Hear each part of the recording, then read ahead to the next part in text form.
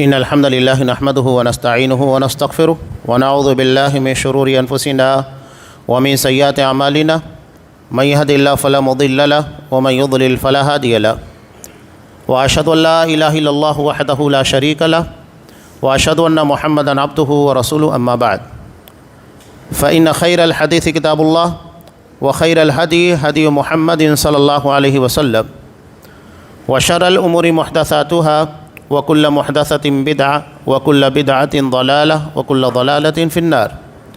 أعوذ بالله السميع العليم من الشيطان الرجيم. بسم الله الرحمن الرحيم. يا أيها الذين آمنوا اتقوا الله حق تقاته ولا تموتن إلا وأنتم مسلمون. يا أيها الناس اتقوا ربكم الذي خلقكم من نفس واحدة وخلق منها زوجها وبث منهما رجالا كثيرا ونساء واتقوا الله الذي تساءلون به والأرحام إن الله كان عليكم رقيبا. يا أيها الذين آمنوا اتقوا الله وقولوا قولا سديدا يصلح لكم أعمالكم ويغفر لكم ذنوبكم ومن يطع الله ورسوله فقد فاز فوزا عظيما. وقال اهدنا الصراط المستقيم صراط الذين أنعمت عليهم غير المغضوب عليهم ولا الضالين. وعن ثوبان رضي الله تعالى عنه قال قال رسول الله صلى الله عليه وسلم إنما أخاف على أمتي الأئمة المضلين. وقال قال رسول الله صلى الله عليه وسلم لا تزال طائفة من أمتي على الحق منصورين لا يضرهم من يخذلهم حتى يأتي أمر الله. رواہ الترمذی فی ابواب الفتن. تمام قسموں کی تعریفات اللہ رب العالمین وحدہ لا شریک کے لائق و زیبا ہے، جو ساری کائنات کا تنہا خالق و مالک ہے، اور بے شمار درود و سلام ہوں اللہ کے آخری نبی جناب کریم محمد رسول اللہ صلی اللہ علیہ وسلم کی ذات مقدسہ پر. محترم حاضرین، عزیز ماں اور بہنوں، سورہ فاتحہ کی اخیر کی چند آیات میں نے آپ کے سامنے خطبہ مسنونہ کے بعد تلاوت فرمائی. اس کے ترجمے سے ہر مسلمان اچھے طریقے سے واقف ہوتا ہے کہ ہم اللہ سے دعا مانگ رہے ہیں اہدنا الصراط المستقیم. اللہ ہم تمام مسلمانوں کو صراط مستقیم کی ہدایت دے. اب جب یہاں ہم نے اللہ سے دعا مانگی، اس کا مطلب یہ ہے کہ اصل صراط مستقیم کیا ہے، کون سی ہے، وہ اللہ ہی بتائے گا. تبھی ہم اللہ سے ہدایت کی دعا مانگ رہے ہیں. آج کا کوئی بندہ آ کر ہم کو یہ نہیں بتائے گا صراط مستقیم کیا ہے. اللہ نے جب ہمیں صراط مستقیم کو مانگنے، اس کی ہدایت طلب کرنے کی تلقین کی، اس کا مطلب یہ ہے کہ اللہ ہی بہتر جانتا ہے صراط مستقیم کیا ہے. اب ہدایت جو صراط مستقیم کی ہے، اس کو مانگنے کے بعد لازم ہے کہ صراط مستقیم کی تلاش کی جائے کہ صراط مستقیم ہے کیا. وہ سیدھا راستہ جو اللہ کی جنت تک، ہماری منزل مقصود تک لے کر جاتا ہے، یہ ہماری ذمہ داری ہے. اللہ نے جب ہمیں قرآن مجید میں شرک کے بارے میں کہا ان الشرک لظلم عظیم، یقیناً شرک سب سے بڑا ظلم ہے، سب سے بڑا گناہ ہے، ظلم عظیم ہے، تو یہ ہماری ذمہ داری ہے کہ اللہ نے جب اتنا بڑا گناہ اسے قرار دیا تو ہم اس گناہ کے بارے میں فکر مند ہو. اللہ جب یہ کہہ رہا ان اللہ لا یغفر ان یشرک بہ، اللہ شرک نہیں معاف کرے گا، تو ہمیں چوکنا ہو جانا چاہیے کہ آخر اللہ شرک کو کیوں نہیں معاف کرے گا، اور شرک کے دائرے میں کون کون سا عمل آتا ہے جس سے ہم اپنے آپ کو بچائیں تاکہ ہم اللہ کے غضب کا اور اس کے عذاب کا شکار نہ ہو سکے. یہ ہماری ذمہ داری بنتی ہے. تو اللہ سے ہم ہدایت مانگ رہے ہیں کہ اللہ تو ہمیں صراط مستقیم کی ہدایت دے. ہدایت کئی معنوں میں ہوتا ہے. الارشاد بھی ہوتا ہے، یعنی صحیح راستے کی طرف رہنمائی کرنا، اور توفیق ہوتا ہے، یعنی آپ کو صحیح راستے کا علم ہونے کے بعد اس پر چلنے کی توفیق، اس کے مطابق عمل کرنے کی توفیق کا ملنا. دونوں ضروری ہے. بہت سارے لوگ ہمیں دنیا میں ملیں گے کہ جنہیں صحیح راستے کا علم ہوتا ہے، وہ کہتے ہیں کہ آپ صحیح ہے، آپ کا عقیدہ صحیح، آپ کی جماعت صحیح، آپ کی فکر صحیح، لیکن آپ دیکھیے کہ نہ وہ ہمارے عقیدے کو تسلیم کرتے ہیں، نہ نبی کریم صلی اللہ علیہ وسلم کے جس منہج کے پر ہم چل رہے ہیں اسے مانتے ہیں۔ تو بہت سارے ایسے ہیں کہ صحیح بات کا علم ہونے کے بعد بھی توفیق سے محروم ہوتے ہیں۔ تو یہاں ہدایت میں دونوں چیزیں ہیں کہ اللہ سے الارشاد یعنی صحیح بات کا علم ہونا چاہیے، اور اس کے ساتھ ساتھ اللہ سے اس بات کی بھی دعا مانگی جاتی ہے اللہ ہمیں علم کے ساتھ عمل کی بھی توفیق دے۔ آپ صلی اللہ علیہ وسلم کا یہ عمل اور یہ سنت رہی ہے۔ ابن ماجہ کی روایت کہ آپ صلی اللہ علیہ وسلم ہر فجر نماز کے بعد اللہ سے دعا مانگتے تھے، اللہم انی اسألک علما نافعا، کہ اللہ میں تجھ سے نفع دینے والے علم کا سوال کرتا ہوں۔ یہ نفع دینے والا علم کون؟ اس کا مطلب علم دو طریقے کا ہے، ایک علم وہ ہے جو انسان کو نفع دیتا ہے، اور دوسرا وہ جو غیر نافع ہوتا ہے، انسان کو نقصان پہنچاتا ہے۔ علم شریعت، عقیدہ توحید کا علم، دین کا علم، یہ تمام چیزیں آپ دیکھیے نافع ہیں، اور دنیا کے وہ تمام علوم جو انسان کی فلاح بہبود کے لیے ہو، جس میں انسان کو کسی قسم کا نقصان نہ ہو، تو یہ اس کے لیے خیر ہے، نافع ہے۔ لیکن اگر وہ علم جو انسان حاصل کرے اس سے اپنی ذات کو بھی نقصان پہنچائے، دوسروں کو بھی نقصان پہنچائے، تو یہ علم نافع نہیں بلکہ علم ضار ہے، نقصان پہنچانے والا علم۔ بدعقیدگی کے جتنے بھی علوم ہیں اور اس کے علاوہ جو انسان کو نقصان پہنچانے والے، چاہے وہ جادو کے بارے میں کہیے یا دیگر علوم جن سے شریعت نے ہم کو منع کیا ہے، یہ علم غیر نافع میں آتے ہیں۔ تو اللہ کے رسول صلی اللہ علیہ وسلم یہ دعا مانگتے ہیں اللہ ہمیں علم نافع دے، یعنی وہ علم جو ہمیں فائدہ دے سکے۔ آج آپ دیکھیے گا کہ لوگوں کے درمیان بہت سارے ایسے لوگ آ کر موجود ہو گئے ہیں جو عالم نہیں ہیں اور اس کے بعد علموں کی تقسیم کر رہے ہیں، اور ایسا علم دے رہے ہیں جو بظاہر لگتا ہے کہ نافع ہے، لیکن حقیقت میں اس سے زیادہ نقصان دہ اور اس سے زیادہ خطرناک علم نہیں ہو سکتا جو ہمارے عقیدے کے پر حملہ کرے، جو ہمارے منہج، ہمارے پیٹرنوں کے پر حملہ آور ہو۔ قرآن نے ہم کو صرف یہ نہیں کہا کہ صراط مستقیم کی ہدایت مانگ لیجئے کافی ہے، قرآن نے یہ بھی کہا صراط الذین انعمت علیہم، اللہ ہمیں ان لوگوں کی راہ بتا کہ جو اس راہ کے پر چلے تو تو نے ان لوگوں کے پر اپنی نعمتوں کو نچھاور کیا، وہ منعم علیہ ہیں، اللہ نے جن کو اپنی نعمتوں سے نوازا ہے۔ اتنا کافی نہیں تھا کہ آپ صرف اللہ سے ہدایت طلب کریں، بلکہ ہدایت کے ساتھ ہدایت یافتہ جماعت کی نشاندہی بھی ضروری ہے کہ آخر وہ کون سی جماعت ہے جسے اللہ نے ہدایت یافتہ ہونے کے ساتھ منعم علیہ قرار دیا، یعنی اللہ نے واقعتاً اس کے مطابق عمل کرنے کے بعد انہیں اپنی نعمتوں سے نوازا ہے، اور اسی کو سلف صالحین سے تعبیر کیا جاتا ہے۔ اور یہ وہی چیز ہے، اگر کوئی صرف ہدایت کی بات کرتا ہے اور اپنے آپ کو سلف سے نہیں جوڑتا، اس کا مطلب یہ ہے کہ وہ ہدایت کے معاملے میں آدھا ادھورا ہے، اس کی ہدایت مکمل نہیں ہے، اس کا علم نافع نہیں ہے جب تک کہ وہ اپنے آپ کو منہج سلف سے نہیں جوڑتا ہے۔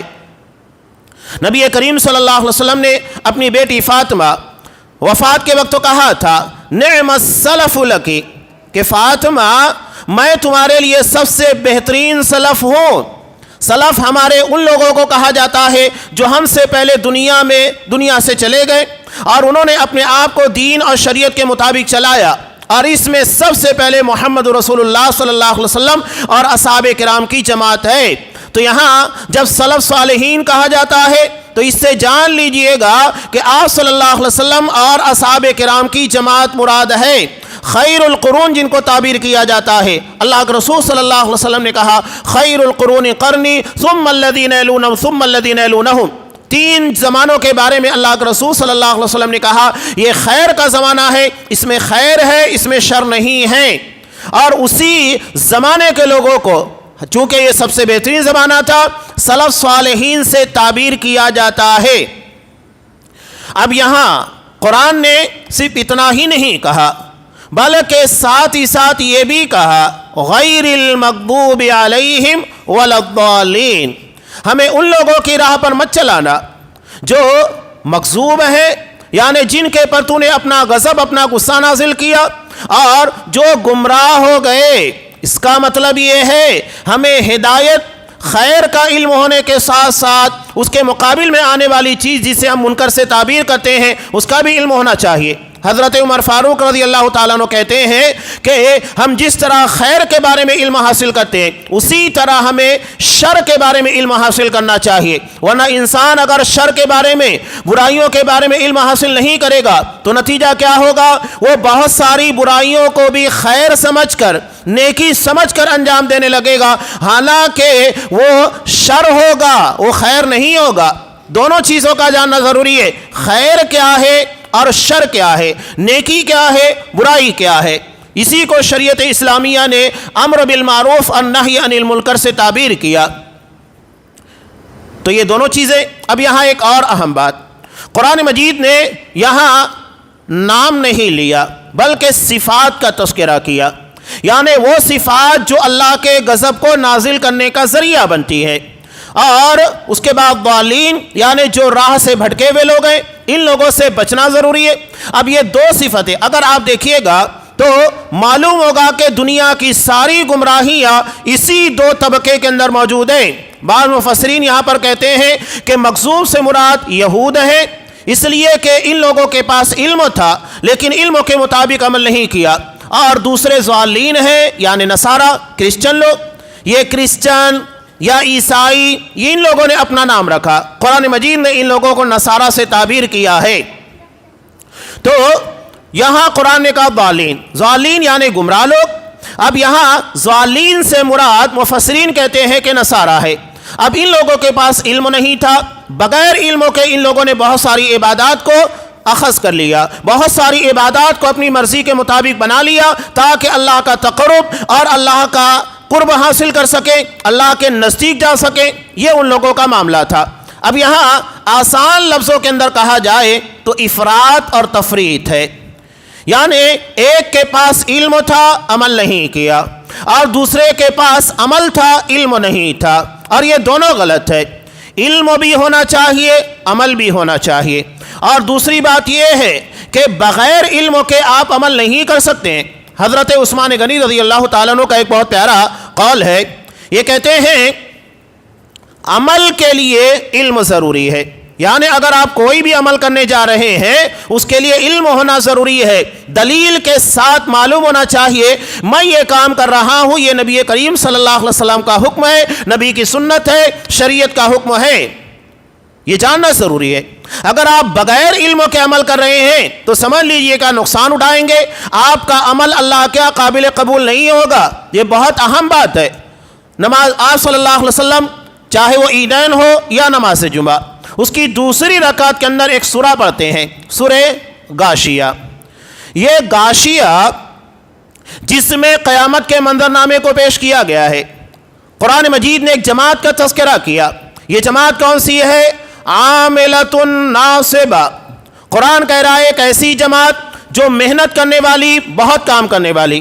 آج ہمارے یہاں پر بھی دیکھیے کسی جماعت کے تعلق سے لوگ کہتے ہیں کہ وہ بہت محنت کر رہی ہے، تو کیا کسی جماعت کا بہت کام کرنا اور لوگوں کے درمیان یہ شو کرنا کہ ہم دین کا بہت بڑا کام کر رہے ہیں، یا لوگوں کے سامنے آ کر چلے لگا رہے ہیں، گشت کر رہے ہیں، کیا یہ اس کے صحیح ہونے کی دلیل ہے؟ نہیں، یہی ہماری غلطی ہے کہ بظاہر کسی کے عمل کے بارے میں سمجھتے ہیں، جو ہماری نگاہ میں آتا ہے وہ بہت کام کر رہا ہے۔ کیا کام کر رہا ہے؟ قرآن کہہ رہا ہے کہ ایسی جماعت عاملہ جو کام کرنے والی ہوگی، بہت ایکٹیو ہوگی، لوگ کہیں گے یار وہ بہت کام کرتے ہیں، لیکن کیسی محنت؟ قرآن کہہ رہا ہے ناصبہ، تھکا دینے والی محنت، تھوڑی موڑی محنت نہیں کریں گے، بلکہ محنت اتنی زیادہ ہوگی جو انسان کو تھکا دے گی، اور تھکا دینے والی محنت کرنے کے بعد نتیجہ کیا ہوگا؟ تَصْلَىٰ نَارًا حَامِيَةً، جہنم کی آگ کا شکار ہوں گے، وہ جہنم میں داخل ہوں گے۔ اب سوچئے کتنی عجیب بات ہے، اگر ہمارے ہاں کوئی مزدور آتا ہے اور مزدوری کرنے کے بعد چاہے وہ ایک دن محنت کرے، ایک دن مزدوری کرے، یا ہفتہ بھر کرے، ایک مہینہ کرے، اور اس کے بعد وہ ہمارے پاس آئے اور کہے کہ سیٹھ جی میں نے اتنی محنت کی ہے، مجھ کو دے دیجئے گا میری پگار، پیمنٹ دیجئے، میں نے ایک منتھ آپ کے یہاں پر محنت کی ہے، مزدوری کی ہے، اور اس کے اعتبار سے 10 15 20 ہزار روپے میری پیمنٹ ہوتی ہے، دیجئے۔ اب اگر سیٹھ اس کو یہ کہے کہ کہ تجھے پیمنٹ نہیں ملے گی بلکہ تجھے سزا ملے گی، تو لوگ کہیں گے کیا بات ہے، اس نے 1 مہینہ محنت کی، مزدوری کی، لیکن اس کے بدلے میں اسے پیمنٹ دینے کے بجائے سزا دی جا رہی ہے۔ سارے لوگ حیران ہو گئے۔ اور اگر کسی کو معلوم ہو جائے کہ اگر میں فلاں کے یہاں پر کام کروں گا جو وہ کہہ رہا ہے، اور وہاں کام کرنے کے بعد 1 مہینہ مجھے پیمنٹ نہیں ملے گی بلکہ مجھے سزا دے گا، مجھ کو مارے گا، تو کوئی وہاں پر نہیں جائے گا۔ تو یہاں قرآن بھی پہلے ہی وارن کر رہا ہے، سمجھ جاؤ، کوئی ایسا عمل نہ کرنا کہ جس کے کرنے کے بعد بجائے تمہیں انعام ملے کے نقصان اٹھانا پڑے۔ وہ ایک ایسی جماعت تھکا دینے والا کام کرنے والی، خوب محنت کرنے والی دین کے نام کے پر، لیکن قرآن کیا کہہ رہا ہے؟ نتیجہ، رزلٹ یہ نکلنے والا ہے کہ وہ جہنم میں داخل ہوں گے۔ اب تمام مسلمانوں کو عمل کرنے کے بارے میں چوکنا ہو جانا چاہیے کہ کہیں ہمارا عمل ہمیں جنت کے بجائے جہنم کی طرف تو نہیں لے جا رہا ہے، کہیں ہمارے عمل کے پر انعام ملنے کے بجائے، اجر ملنے کے بجائے سزا تو نہیں ملنے والی ہے۔ قرآن نے ہائی لائٹ کیا، آپ صلی اللہ علیہ وسلم ہر جمعہ کو یہ سورے پڑھ رہے ہیں، تمام قرآن مجید کی سورتوں میں سے منتخب کر کے، اللہ کا کلام ہے اور اللہ کے کلام کا ایک ایک لفظ عظمت و جلالت والا، اہمیت و نزاکت والا، اور اس میں سے ایک سورے کو سلیکٹ کرنا اور اسے ہر جمعہ کو جب مسلمانوں کا ایک بڑا مجمع اکٹھا ہوتا ہے، ہر مسلمان مرد ہو، بچے ہوں، عورتیں ہوں، خطاب سننے کے لیے آتے ہیں، اس وقت تو نماز کے اندر اس سورے کی تلاوت کرنا یہ ایک بہت بڑا میسیج، بہت بڑا پیغام ہے۔ تو کام کرنے سے پہلے سوچنا ہے۔ حضرت عثمان غنی رضی اللہ تعالیٰ عنہ وہی کہہ رہے ہیں، عمل سے پہلے علم حاصل کرنا ضروری ہے کہ آپ علم حاصل کرو، اس کے بعد عمل کرو۔ اگر ہم نماز پڑھ رہے ہیں تو ہماری ذمہ داری بنتی ہے اللہ کے رسول صلی اللہ علیہ وسلم کی سنت کیا ہے، آپ نے رکوع کیسے کیا، سجدہ کیسے کیا۔ اصحاب کرام کو اگر دیکھیں گے نماز کے بارے میں اتنی باریکیاں، اللہ کے رسول کے ایک ایک طریقے کے پر اتنی گہری نگاہ رکھی ہے کہ حیران ہو جائیں گے کہ کسی بھی دنیا کے شخص کے پر ایسی نگاہ نہیں رکھی گئی ہو، اس کے عمل کے بارے میں اتنا زیادہ تفتیش نہ کی گئی ہو۔ آپ صلی اللہ علیہ وسلم تشہد میں ہیں، اپنی انگلی کس طرح رکھتے ہیں، وہ کیفیت پوری کہ آپ 53 کا آنکڑا بناتے ہیں، یعنی اپنی آخر کی دونوں انگلیاں بند کرتے ہیں، بیچ والی انگلی کو انگوٹھے پر رکھتے ہیں اور اسے حرکت دیتے ہیں۔ اس کے علاوہ آپ کی یہ انگلی بالکل سیدھی نہیں بلکہ ہلکی سی خم ہوتی ہے، جھکی ہوئی ہوتی ہے۔ صحابہ نے اتنا نبی کریم صلی اللہ علیہ وسلم کے عمل کے پر توجہ دی ہے، تو آپ اس کے بعد دھیان دینا ہے، چاہے وہ ہمارا عقیدہ ہو۔ عقیدہ واقعتاً یہ اللہ کے رسول صلی اللہ علیہ وسلم کے لائے ہوئے عقیدے کے مطابق ہے نہیں۔ جب قرآن نے کہا لَقَدْ كَانَ لَكُمْ فِي رَسُولِ اللَّهِ أُسْوَةٌ حَسَنَةٌ، اللہ کے رسول صلی اللہ علیہ وسلم کی زندگی تمہارے لیے سب سے بہترین نمونہ ہے، تو آپ کا عقیدہ، آپ کے معاملات، آپ کا طریقہ، آپ کے زندگی گزارنے کے شب و روز، ہر چیز ہمارے لیے نمونہ ہے۔ چاہے آپ کا لباس ہو یا آپ صلی اللہ علیہ وسلم کے چلنے، ہر چیز کے طریقے کو قرآن مجید نے ہمارے لیے اسوہ قرار دیا ہے۔ تو ہمیں یہاں توجہ دینا ہے۔ کوئی یہ نہ کہے ہم کسی پر تنقید کر رہے ہیں، ہم تنقید نہیں بلکہ آپ کے عمل کو نبی کی سنت کے مطابق بنانا چاہتے ہیں، آپ کے عقیدے کو نبی کے عقیدے کے مطابق بنانا چاہتے ہیں، کسی اور کے طریقے کے مطابق نہیں۔ اب یہاں اگر اس طرح کی باتوں پر لوگوں کو متنبہ کیا جاتا ہے تو لوگ کہتے ہیں کہ اس طرح کے اختلافی موضوعات کے پر بولنے کی ضرورت کیا ہے۔ سورہ فاتحہ آپ پڑھتے ہیں، اس موضوع کے پر فرض نماز کی 17 رکعتوں کے اندر روزانہ اللہ سے دعا مانگ رہے ہیں غیر المغضوب علیہم ولا الضالین، تو آپ اس کے بارے میں کیا کہیں گے کہ اللہ مجھے مغضوب، جس کے پر تیرا غضب نازل ہوا، ان لوگوں کے راستے کے پر مت چلا، اور جو ضالین گمراہ ہو گئے ان لوگوں کے طریقے کے پر مت چلا۔ آپ صرف زبانی مانگیں گے کہ اللہ مجھے ان لوگوں کے مطابق مت چلا، اور اس کے بعد آپ انہی لوگوں کے مطابق کام کریں گے۔ ایک طرف دعا مانگ رہے کہ اللہ ان گمراہ لوگوں سے بچا، اور دوسری طرف انہی گمراہ لوگوں کے راستے کو آپ فالو کریں، کیا فائدہ ہوا؟ اس کا مطلب یہ ہے کہ آپ جو دعا مانگ رہے ہیں اور مانگنے میں عمل میں بہت ہی زیادہ دوری ہے۔ تو جب مانگ رہے ہیں تو اسے پریکٹیکلی اپنے عمل کے اندر لانے کی کوشش کیجیے گا۔ اور قرآن نے جب اس عظیم سورے کے اندر اس بات کا تذکرہ کیا ہے تو اس کا مطلب یہ ہے کہ یہ موضوع بہت اہمیت رکھتا ہے۔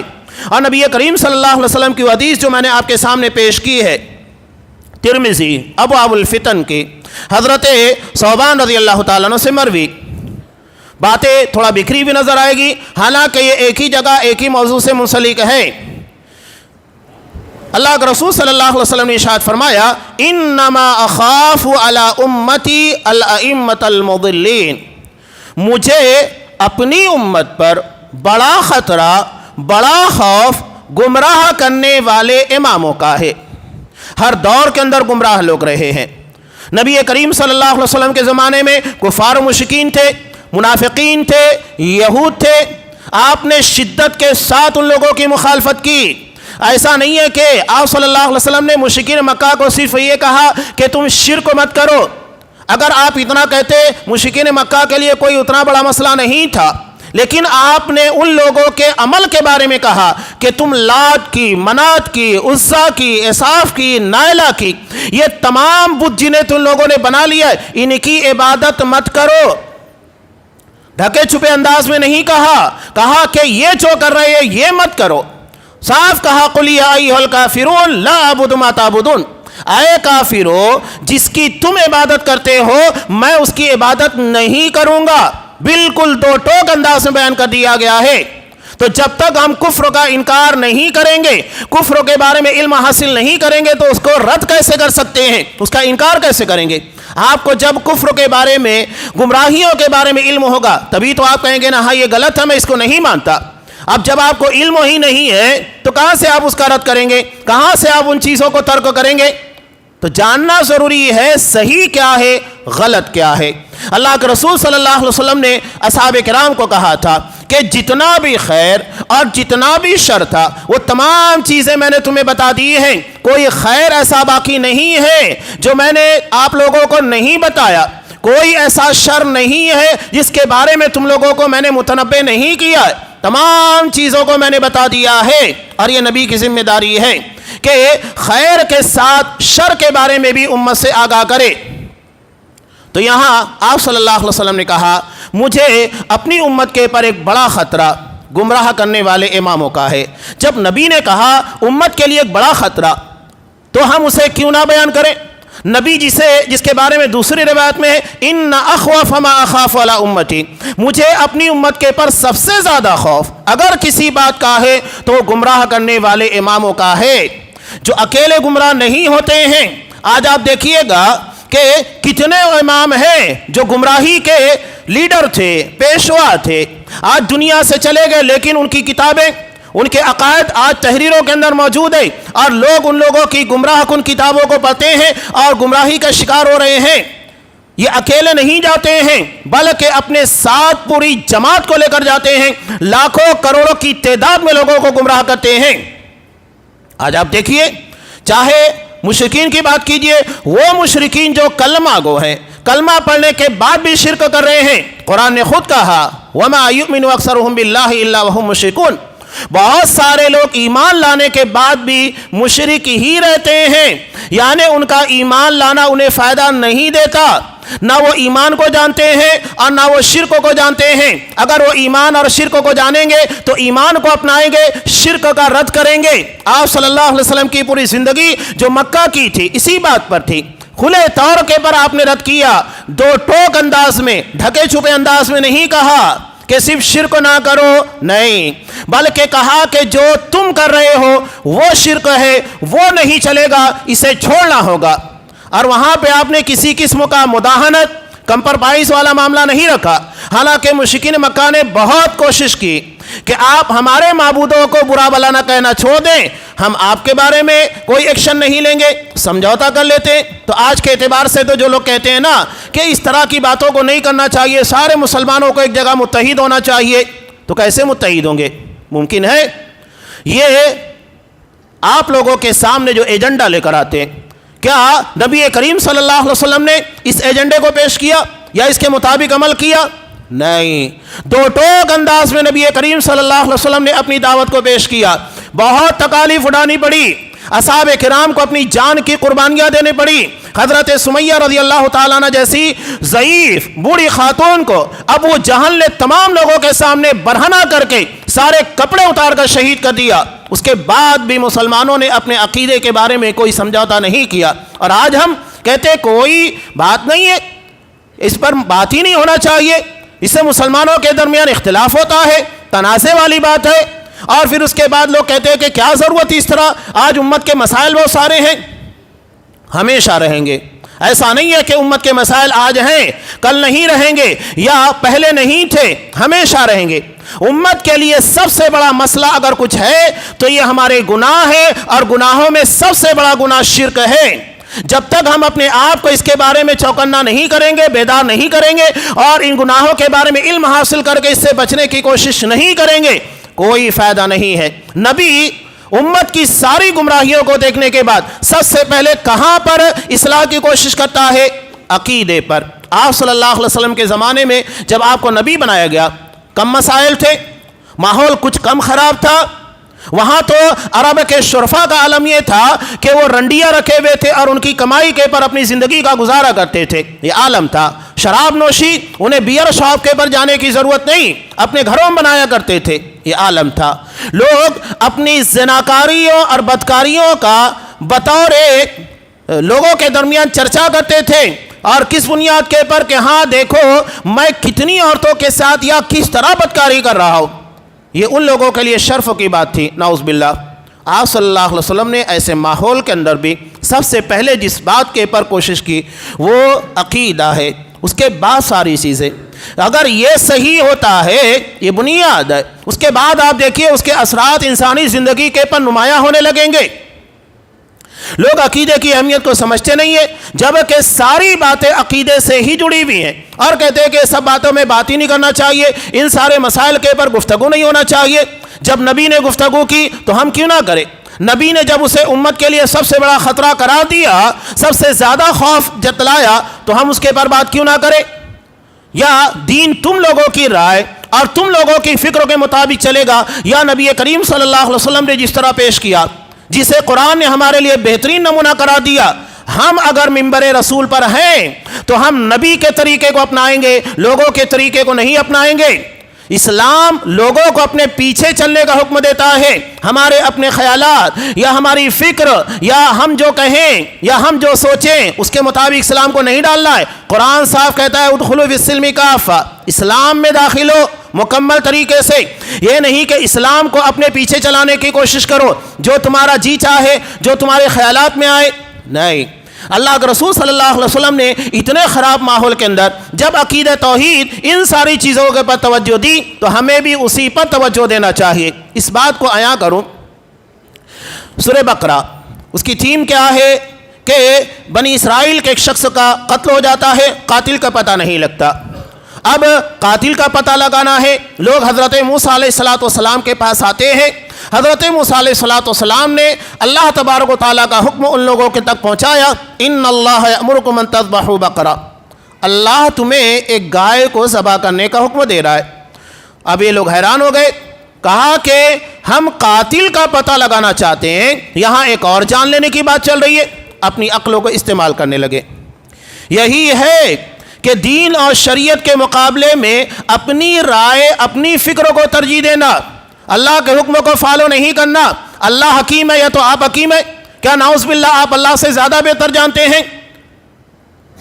یہ وہی مسئلہ ہے، اللہ نے جو آرڈر دیا چپ چاپ فالو کرنا ہے۔ صحابہ کا مزاج یہی تھا، جیسا کہ ابو داؤد کی روایت، نبی کریم صلی اللہ علیہ وسلم امامت کر رہے ہیں، حالت نماز میں ہی آپ نے اپنا جوتا اتارا، کنارے رکھ دیا، صحابہ نے دیکھا، چپ چاپ اپنا جوتا اتارا، کنارے رکھ دیا، نماز ادا کی۔ نماز ادا کرنے کے بعد اللہ کے رسول صلی اللہ علیہ وسلم نے پوچھا، ما حملکم علی القاء نعالکم، کس بات نے تمہیں اپنے جوتوں کے اتارنے پر آمادہ کیا؟ آپ نے یہ بھی سوال کر سکتے تھے، لماذا القیتم نعالکم، تم نے اپنے جوتے کیوں اتارے؟ لیکن آپ نے سوال کیا کیا؟ ما حملکم، کس بات نے تمہیں آمادہ کیا؟ یعنی یہ عمل تم لوگ اپنی رضامندی، خوشنودی کے ساتھ کر رہے ہو، دل کے ساتھ کر رہے ہو۔ نبی کی سنت کو دل کے ساتھ فالو کرنا چاہیے، جسے اخلاص سے تعبیر کیا جاتا ہے۔ تو صحابہ نے کیا کہا؟ رأیناک القیت نعلیک فالقینا نعالنا، اللہ کا رسول ہم نے آپ کو جوتا اتارتے ہوئے دیکھا، ہم نے اتار دیا۔ اب اس میں سوچنے والی بات کیا ہے؟ یہی ہے اتباع، شریعت کا جو حکم آ گیا ہے فالو کرنا ہے۔ وہاں اپنی عقل، اپنی رائے، میری یہ فکر ہے، میرا یہ کہنا ہے، میرا یہ خیال ہے، یہ سب کنارے رکھو، اپنی ساری فکر، سارے افکارات ایک طرف رکھو، جو نبی کہے اسے فالو کرنے کی کوشش کرو۔ اسی کو اسلام سے تعبیر کیا جاتا ہے۔ تو یہ اصل چیز ہے۔ اب وہاں ان لوگوں نے اختلاف کیا، کہا کہ گائے کیوں ذبح کرنے کا حکم دیا جا رہا ہے؟ بڑی لے دے کی، رنگ پوچھا، عمر پوچھی، جیسے جیسے پوچھتے گئے ان لوگوں کے پر پابندیاں اتنی سخت کی جانے لگی۔ اخیر میں ان لوگوں نے گائے کو ذبح کیا اور اس کے بعد قاتل کا پتہ لگ گیا۔ بتانے کا مقصود یہ کہ اللہ نے یہاں پر گائے ہی ذبح کرنے کا حکم کیوں دیا؟ اس کا مطلب یہ ہے کہ گائے کے تعلق سے ان لوگوں کی بدعقیدگی بالکل نمایاں تھی۔ ان لوگوں نے گو پرستی جیسا کہ بچڑے کو بنا لیا اور اس کی عبادت کرنے لگ گئے۔ اس کی عقیدت و محبت دل کے اندر بیٹھی ہوئی تھی، تو اللہ نے کہا کہ پہلے اپنے عقیدے کو درست کرو۔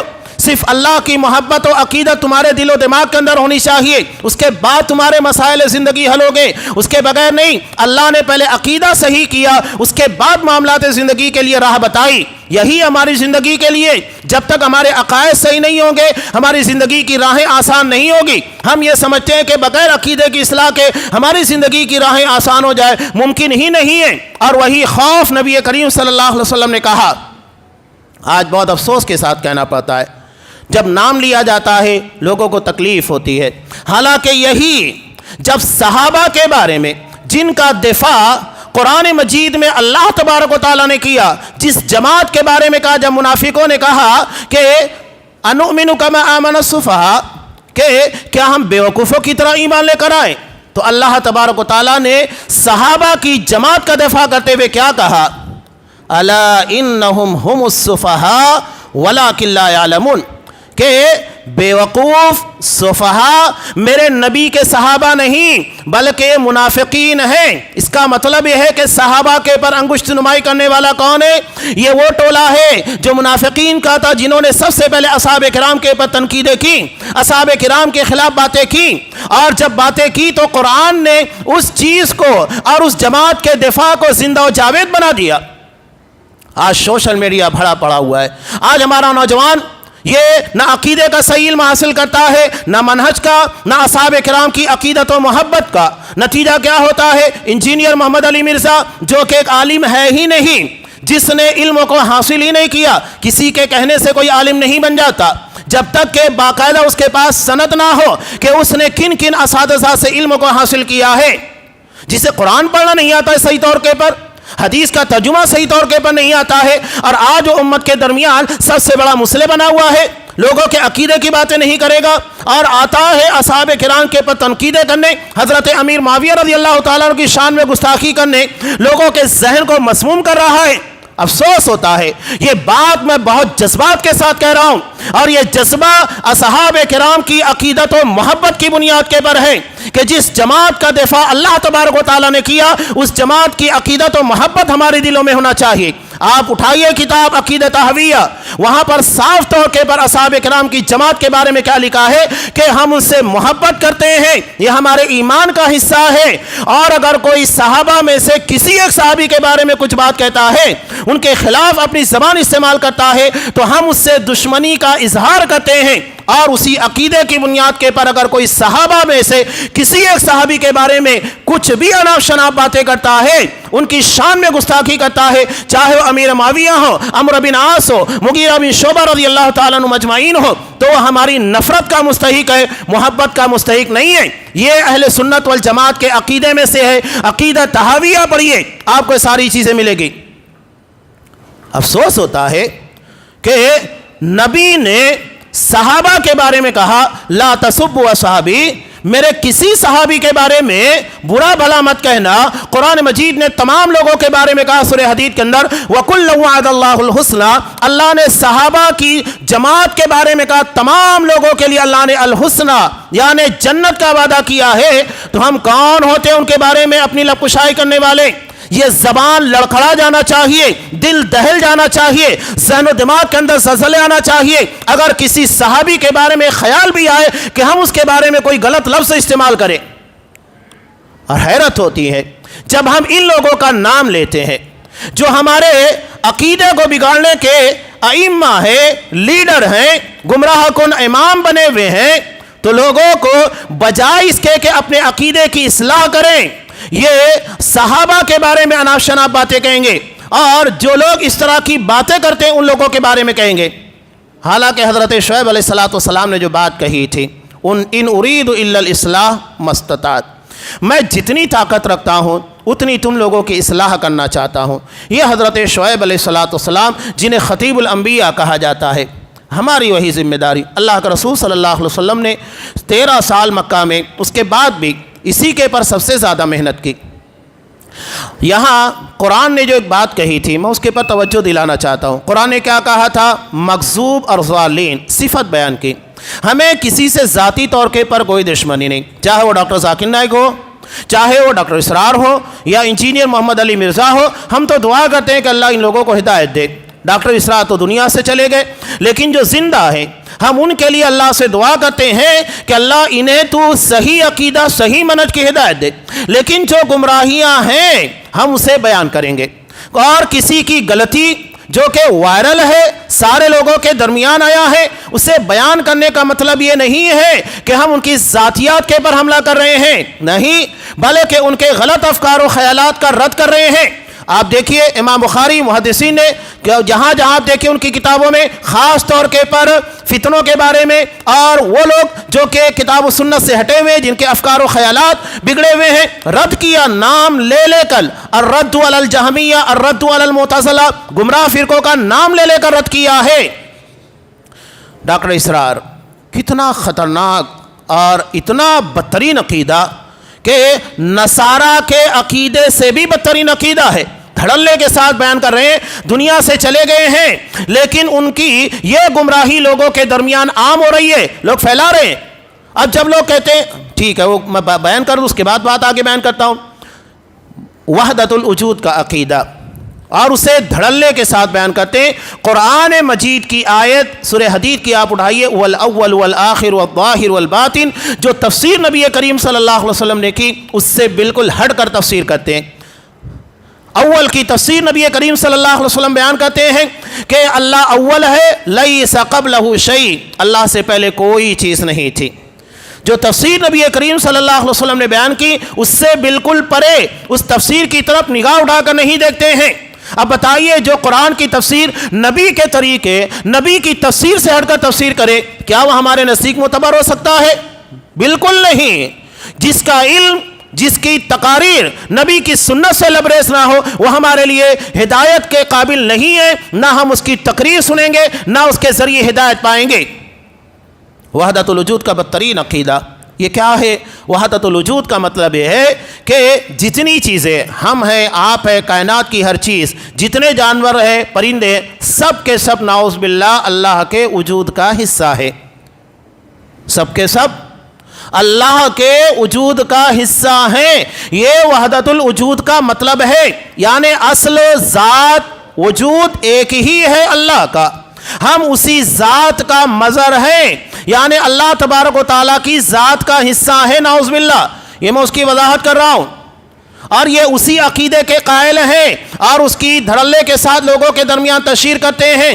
سورہ حدید جو تفسیر انہوں نے کی ہے، آج کتابی شکلوں کے اندر لکھا ہوا ہے، ساری چیزیں آن دا ریکارڈ موجود ہیں۔ یہ کوئی ایسی بات نہیں ہے کہ بغیر علم کے یا بغیر دلائل کے، بغیر ثبوت کے باتیں پیش کی جا رہی ہیں، ساری چیزوں کے وافر مقدار کے اندر ثبوت موجود ہے، کلپس موجود ہے، ہر چیز موجود ہے، کسی کے بارے میں انکار نہیں کیا جا سکتا۔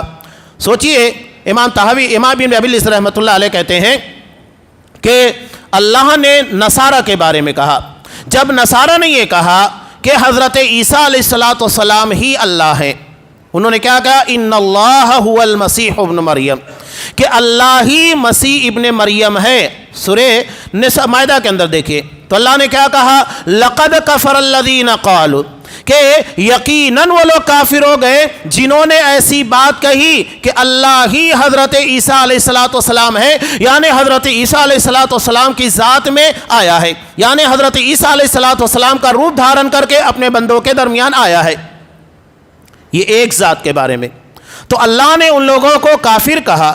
تو جو یہ عقیدہ رکھتا ہے کہ دنیا کے تمام چیزوں میں، تمام مخلوقات میں آج جو اربوں انسان ہیں اور چرند ہیں، جانور ہیں، یہ تمام کے تمام میں اللہ تبارک و تعالیٰ ہے، تو وہ کتنا بدترین کافر ہوگا۔ یہ انتہائی بدترین قسم کا کفریہ عقیدہ ہے۔ اور بہت ساری باتیں حدیث کی حیثیت تشریح انکمپلیٹ حدیثیں بیان کرنا، ویل للعرب ویل للعرب، نبی کس تناظر کے اندر کہہ رہے ہیں، یہ آ کر حضرت کچھ اور بیان کر رہے ہیں، اور حکمرانوں کے خلاف جھوٹی باتیں بیان کرنا، اتنی ساری تفاصیل ایک جگہ بیان نہیں کی جا سکتی۔ تو میرے کہنے کا مقصد کسی کی ذات کو ٹارگٹ کرنا نہیں ہے، بلکہ جو گمراہیاں، جو بدعقیدگیاں پھیلائی گئی ہیں اس کی اصلاح مقصود ہے کہ ہم کتاب و سنت کو فالو کرنے والے ہیں، کسی شخصیت کو فالو کرنے والے نہیں، نہ کسی کی گمراہی۔ حضرت عمر فاروق رضی اللہ تعالیٰ عنہ، ان کے بارے میں آپ پڑھیے نا کہ کتنی تقریباً 12 یا 13 مقامات کے پر قرآن مجید کی آیات اور شریعت کے احکامات ان کے مطالبے پر، چاہے آپ کہیے کہ وَاتَّخِذُوا مِن مَقَامِ إِبْرَاهِيمَ مُصَلًّى، طواف کرنے کے بعد مقام ابراہیم کو 2 رکعت نماز پڑھنے کی جگہ بنانا ہو، پردے کی آیات ہو، اور شراب کے بارے میں احکامات، بہت ساری چیزیں ان کے مطالبے کے پر نازل بھی۔ اللہ کے رسول نے جن کی فضیلت میں کہا کہ ہر امت کے اندر ایک ملہم ہوتا ہے، یعنی اللہ اپنی شریعت کے احکامات کا الہام کرتا ہے، اور میری امت کے اندر کوئی ملہم ہے، محدث ہے، تو وہ حضرت عمر فاروق رضی اللہ تعالیٰ عنہ۔ اتنا بڑا اعزاز۔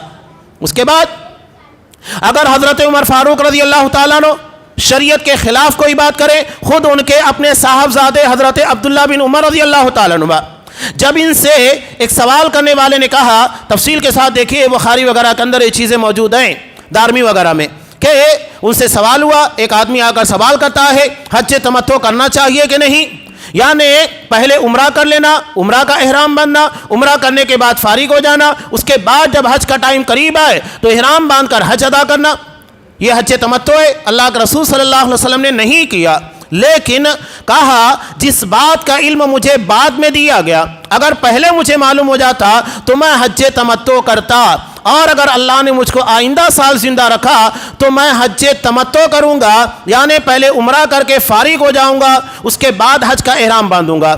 آپ صلی اللہ علیہ وسلم نے ایک ہی حج ادا کیا، اور وہ حج قران تھا، یعنی ایک ہی احرام میں حج اور عمرہ دونوں کی نیت تھی۔ تو ایسی صورت میں عمرہ کرنے کے بعد آپ احرام سے فارغ نہیں ہوں گے، احرام نہیں کھولیں گے، احرام کی بندشیں آپ کے پر ہوگی، یہ فرق ہے۔ تو حضرت عمر فاروق رضی اللہ تعالیٰ عنہ نے کچھ انتظامی امور کی بنیاد کے پر لوگوں کو منع کیا، حج تمتع نہ کرو۔ تو یہی سوال ان کے بیٹے کے پاس حضرت عبداللہ بن عمر رضی اللہ تعالیٰ عنہ کے پاس ایک شخص آ کر کہنے لگا کہ حج تمتع کرنا چاہیے کہ نہیں، تو انہوں نے کہا کرنا چاہیے، اللہ کے رسول صلی اللہ علیہ وسلم نے کہا ہے۔ تو اس نے کہا آپ کے والد منع کرتے ہیں، ایک طرف والد ہیں، اور والد بھی کون، جن کے بارے میں نبی نے کہا کہ میری امت کے محدث ملہم، اللہ اپنی شریعت کے احکامات کو ان کے پر نازل کرتا ہے کہ تم اس بارے میں مطالبہ کرو، اللہ اسے شریعت کا حصہ بنائے گا۔ اتنی بڑی ذات گرامی جس کے بارے میں اللہ کے رسول نے کہا کہ لو کان نبیا بعدی لکان عمر، میرے بعد اگر کوئی نبی ہوتا تو عمر ہوتے، لیکن میرے بعد کوئی نبی نہیں ہے، یہ احساس۔ اس کے بعد بھی حضرت عبداللہ بن عمر کیا کہہ رہے ہیں کہ دین کے اندر نبی کی اتباع کی جائے گی یا تو پھر حضرت عمر فاروق کی۔ اس نے کہا کہ اللہ کے رسول کی، تو کہا کہ حج تمتع کرو۔ ہم یہی جواب دنیا کے تمام لوگوں کو دینا چاہتے ہر مسئلے کے پر۔ ڈاکٹر ذاکر نائک کھلا ہوا مسئلہ، قرآن مجید اور اس کے ساتھ ساتھ حدیث کا کھلا انکار۔ جب ان کے سوال کیا گیا کہ اللہ تبارک و تعالیٰ کا دیدار کون کرے گا، تو کہا کہ اونچے معیار والے، جبکہ نبی کریم صلی اللہ علیہ وسلم کی حدیث بالکل واضح ہے بخاری کی کہ تمام اہل جنت اللہ کا دیدار کریں گے۔ اللہ کے رسول نے کہا انکم سترون ربکم کما ترون ھذا القمر، کہ تم اپنے رب کا ایسے ہی دیدار کرو گے جیسے کہ اس چاند کو دیکھ رہے ہو۔ سارے لوگوں کو آپ نے کہا، یہ نہیں کہ جو اونچے طبقے والے ہوں گے، انبیاء ہیں، انہی لوگوں کو یا صدیقین کو ہی ملے گا، بقیہ اہل جنت اللہ کا دیدار نہیں کر پائیں گے، ایسا کچھ نہیں ہے۔ حدیث کا انکار کر دیا کھلے طور پر. الطہور شطر الایمان، مسلم کی روایت.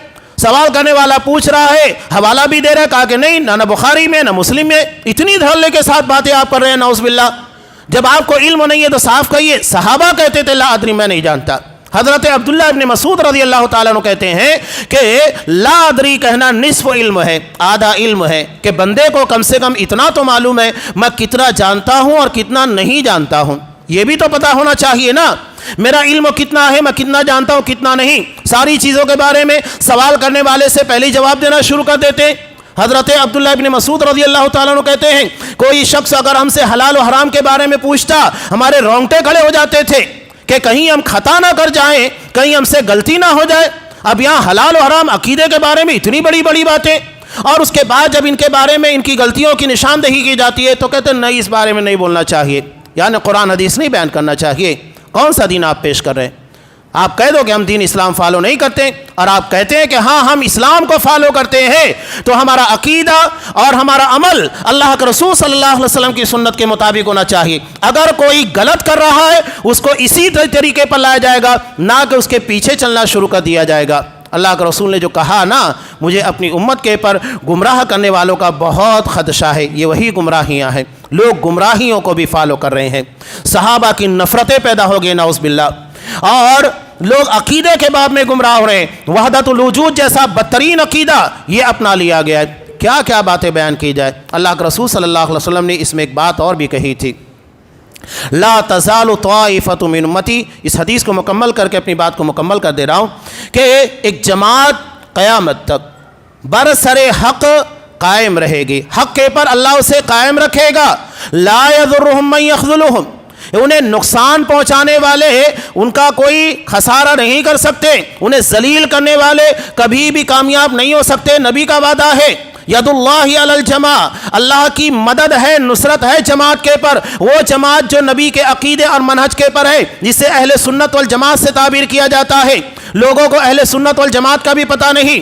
اہل سنت سے مراد عقیدے والے، اس لیے کہ سنت عقیدے کے لیے بھی استعمال ہوتا ہے. شیخ امام بربہاری کی کتاب دیکھیے شرح السنہ، عقیدے کی کتاب. السنہ سے مراد عقیدہ ہے، عقیدہ توحید ہے، اور جماعت سے مراد اصحاب کرام کی جماعت. تو یہاں اس کا مطلب یہ ہے جو نبی کے عقیدے اور اصحاب کرام کی جماعت کے مطابق چلنے والے. اب جہاں لوگوں کا عقیدہ نبی کے مطابق جو آپ نے عقیدہ توحید بیان کیا، بلکہ شرک میں ڈوبے ہوئے ہیں، وحدت الوجود میں ڈوبے ہوئے ہیں، اور دوسری طرف اصحاب کرام کی محبت بھی نہیں ہے، نہ ان کے طریقے کے مطابق اسلام کو فالو کرنا ہے، تو اہل سنت والجماعت کہاں سے ہیں؟